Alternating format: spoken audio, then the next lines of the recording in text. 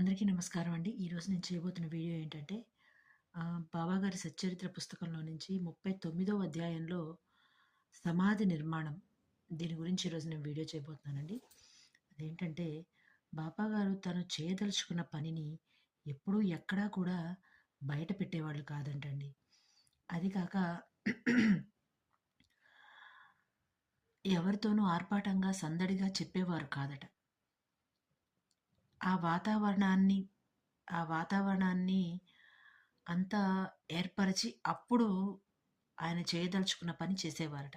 వాతావరణాన్ని ఏర్పరచడం ఏమిటి అంటే గనక దానికి ఉదాహరణే ఈ యొక్క సమాధి నిర్మాణం అండి. సమాధి మందిరం యొక్క నిర్మాణం అండి. నాగపూర్‌లో ఒక కోటీశ్వరుడు ఉండేవాడు. అతడు శ్రీమాన్ బాపు సాహెబ్ బూటి. షిరిడీలో అతనికి ఒక స్వగృహం ఉందండి. సకుటుంబంగా ఉండాలని అనుకునేవాడు. అలాగే ఉండేవాడు. అతనికి ఒక గృహం ఉందక్కడ. అతనికి ఒక కల ఉండేది. షిరిడీలో ఒక భవనం, సొంత భవనం ఉంటే బావుండు అనే ఒక ఆలోచన ఉండేది అతనికి. దానికి తగ్గట్టుగానే ఒకరోజు అతని కలలో బాబాగారు కనిపించి ఒక ఆహ్, వాడ నిర్మించమని ఆయన కలలో కనిపించి చెప్తారు.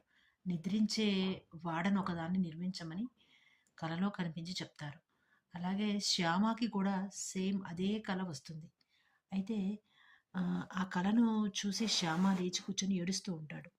ఎందుకు ఏడుస్తున్నాడో అర్థం కాక అందరూ వెళ్లి అడుగుతారు అందరిని. అతన్ని అందరూ వెళ్లి అడుగుతారు. అడిగినప్పుడు అతను చెప్తాడు, "బాబా, నాకు ఈ యొక్క వాడలో ఒక గృహాన్ని, అంటే ఒక మందిరం లాంటి దాన్ని నిర్మించమని కల కలలో కనిపించి చెప్పారు. ఆయన దయగల హృదయంతో, దయగల కంఠంతో చెప్తున్నారు. ఆ గొంతు అలా వినగానే నాకు చాలా, అంటే నా ఆధీనంలోనే లేకుండానే నేనిట్లా ఏడవడం జరుగుతుంది. నా కళ్ళలో నుంచి నీళ్లొచ్చేస్తున్నాయి. నా ఆధీనంలో లేకుండానే, నా ప్రమేయం లేకుండా అని చెప్తాడు. అయితే అతనికి ఈ బాపు సాహెబ్ బూటీ గారికొచ్చిన కల కూడా అతను చెప్పినప్పుడు ఇద్దరు ఆశ్చర్యపోతారు. ఇద్దరికీ ఒకే రకమైన కల రావడం ఏమిటి అని చెప్పేసని. అయితే ఈ బాపు సాహెబ్ బూటీ అనే ఆయన కొంచెం ధనికుడు కాబట్టి ఆయనకు చేతనవుతుంది ఈ యొక్క ఆహ్, ఏదైతే వాడ కట్టడం, నిద్రించడానికి ఒక వాడ కట్టడం అనేది అతని వల్ల అవుతుంది. కాబట్టి అతను ఆ పని చేయాలనుకుంటాడు.